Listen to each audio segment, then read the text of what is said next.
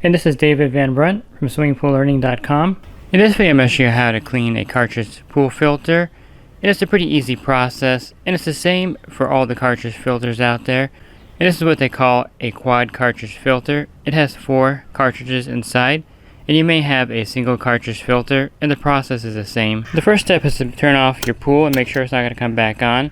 You can turn it off at the breaker or at your timer. And this is important because one of the most dangerous parts of this is if you're putting the lid back on and the filter were to come on, the pressure from that could actually cause injury and sometimes death.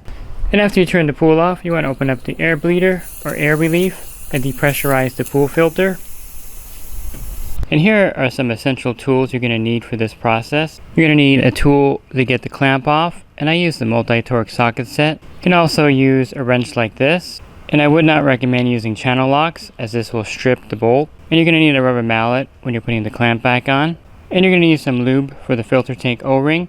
I like using silicone lubricant, and any RV grade silicone is fine. You can also use Magic Lube by Aladdin. You'll need a tool to get the filter drain plug off. And this tool is actually great for the Pentair Clean and Clear Plus filters. You can see how it's angled here to get the drain plug off of those filters. But this will work on all filters. And this is the button hook by Multi-Torque. And a lot of the times you can just use a screwdriver in the groove in the drain plug to turn it to get it off. And last, you're going to need a good nozzle for your hose to spray off the cartridges. And I really like this particular nozzle. It's called the Orbits nozzle, and this is the one I've been using for years. And one tip before you start, I like wearing gloves when I do this, and I also like wearing long sleeves. Sometimes the fiberglass in an older tank will get into your arms, so it's always a good idea to wear long sleeves and to wear gloves. Okay, now you want to remove the drain plug and let the water drain out of the filter while you're getting the filter clamp off.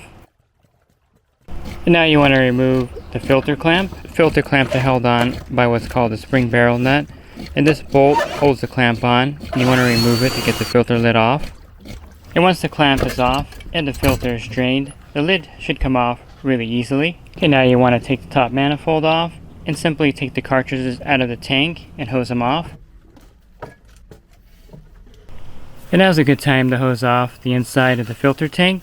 Sometimes there's a lot of dirt and debris on the bottom of the tank. And it's also a good idea to hose off the filter tank O-ring. And now you simply hose off the cartridges.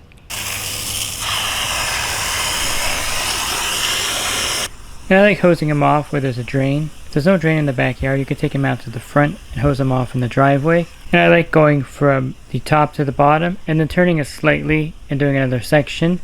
And that way I don't miss any areas on the cartridge filter while I'm cleaning them. And you just want to do one cartridge at a time and then move on to the next one. And this process shouldn't take you too long if you have good water pressure. You want to check in between the pleats to make sure you have a thorough cleaning. Once the cartridges are fully cleaned, you want to put them back into the tank. And typically the cartridges go in one direction only, and there should be some kind of marking that indicates what side is the top and what side is the bottom. And if you're unsure, make sure that you don't turn the cartridges over while you're cleaning them, and put them back in the same way that you got them out of the cartridge filter. And these particular cartridges have the word top on the top of them, and you want to make sure that you lube up the tank O-ring really well before you put the top back on.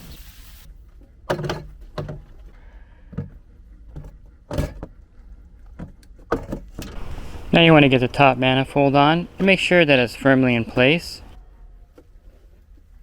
Okay, now we'll go ahead and put the lid back on, put the clamp back on, and put the spring barrel nut back on. And one thing that I recommend is lubing up the threaded part of the clamp. This will allow it to last a lot longer and prevent it from stripping over time. I like using Magic Lube for this.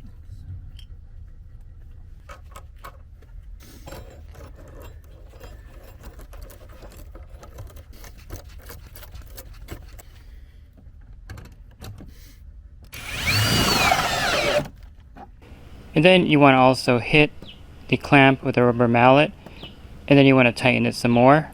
So the rubber mallet is important because you want to make sure that the clamp is on there really tight. And you can see here there are no gaps in the spring, and this is how you want it to look. If there's any gaps, tighten the bolt some more. And the last thing you're going to do is put the drain plug back on. And I also like lubing up the O-ring on the drain plug. The reason why I put the drain plug on last, just in case there's some kind of failure and the filter does come back on, you're not going to have to worry about the tank lid exploding on you because the drain plug is off, and all the water should evacuate from the drain plug if this were to happen. And turn on the pump.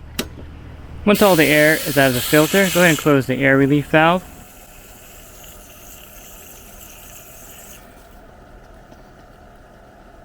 And you want to inspect the filter and make sure there's no leaks anywhere.